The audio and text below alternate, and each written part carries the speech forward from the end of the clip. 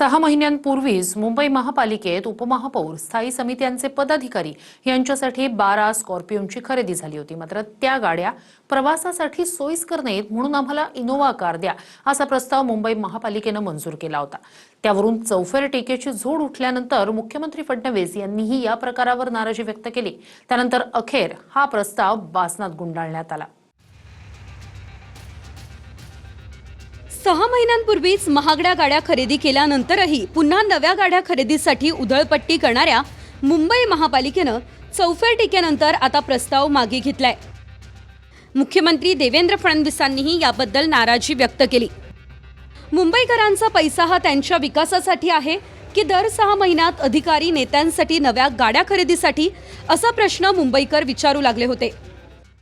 त्यानंतर मुंबई महापालिकेतील भाजपचे नेते गणेश खणकर यांनी मांडलेला प्रस्ताव मागे घेण्याच्या हालचाली सुरू झाल्या। 6 महिन्यांपूर्वीच फेब्रुवारी 2026 मध्ये मुंबई महापालिकेने महापौर, उपमहापौर, सभागृह नेते, विरोधी पक्षनेते आणि इतर समित्यांच्या अध्यक्षांसाठी नवीन 13 गाड्या खरेदी केल्या। महापौरांसाठी 30 लाखांची इनोव्हा हायक्रॉस खरेदी झाली। इतरांसाठी प्रत्येकी 21 लाखांच्या स्कॉर्पिओ एन अशा 12 गाड्या खरेदी केल्या।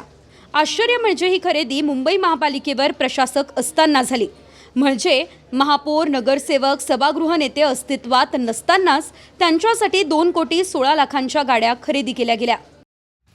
त्यानंतरही फक्त 6 महिन्यांमध्येच भाजपच्या गणेश खणकरांनी पुन्हा नव्या गाड्या खरेदीसाठी प्रस्ताव मांडला।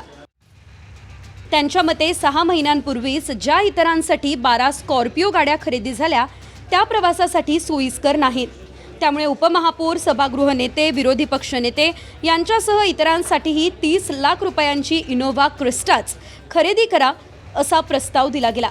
हा प्रस्ताव महापालिका आयुक्त अश्विनी भिडेंनी मंजुरीसाठी पाठवण्याची तयारीही सुरू केली होती। मात्र मुंबईकरांच्या कराच्या पैशांवरती दर 6 महिन्यांनी लाखोंच्या गाड्या कशा काय खरेदी होतात यावरून सोशल मीडियावर टीका झाली। त्यानंतर मात्र लोक भीतीस्तव हा प्रस्ताव मागे घेण्यात आल्याची माहिती आहे।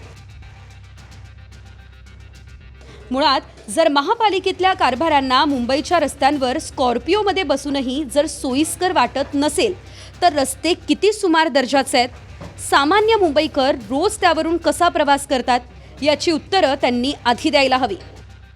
किशोरदेवी पेडणेकरांनी मागणी केली होती आमच्या गटनेत्यांच्या बैठकीत की आम्हाला ह्या आरामदायक गाड्या द्या, कारण स्कॉर्पिओ ही उंच गाडी असल्यामुळे जंप होते असं त्यांचं म्हणणं होतं आणि त्यामुळे ज्यांना त्या गाड्या पाहिजे असेल इनोव्हा त्यांनी त्या घ्याव्यात आणि स्कॉर्पिओ द्यावेत अशा प्रकारची ती ॲडजस्टमेंट होती। इथे कुठेही नवीन खरेदी करण्याचा प्रस्ताव नव्हता। आता मला सांगा, ह्या स्कोडा कार नवीन घेतल्यात, महापालिकेच्या अध्यक्षांना घेतल्यात, अधिकाऱ्यांना किती महिने झालेत?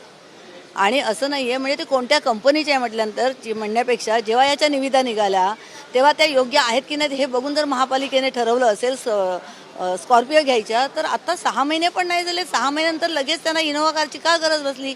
म्हणजे नगरसेवकांना द्यायला निधी नाही आहे आणि इनोव्हा कारमध्ये नवीन नवीन गाड्या घेण्यामध्ये महापालिकेकडे निधी आहे।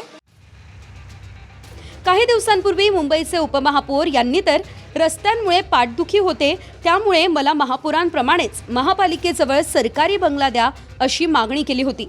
म्हणजे मुंबईमधले रस्ते प्रवास करण्याच्या लायकीचे नाही आहेत हे स्वतः उपमहापौरांनी मान्य केलं होतं। मुंबईतला सामान्य माणूस मात्र ह्याच रस्त्यांवरून रोज प्रवास करतो आणि मुंबई महापालिकेतले सत्ताधारी मात्र दर 6 महिन्यात लोकांच्या पैशांवर महागड्या गाड्यांची स्वप्न पाहत होते। इनोव्हा आहे का? इनोव्हा ही बघा, इनोव्हा गाडी तुमच्यासाठी घेतोय। हा, एक 6 इनोव्हा पाहिजे। हा, कुठले कुठले कलर आहे?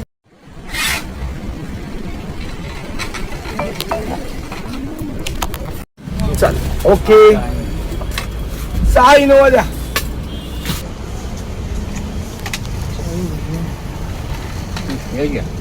एक मिनिट, असं तुम्ही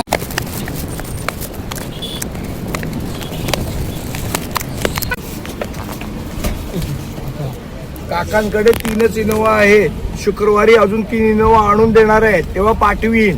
आता व्यवस्थित रोज सभागृहात जायचं, हट्ट करायचा नाही, गाडी पाहिजे गाडी पाहिजे, सगळ्यांना गाडी मिळणार आहे। ओके, चला, शुभेच्छा। निवृत्ती बाबर, TV9 मराठी, मुंबई।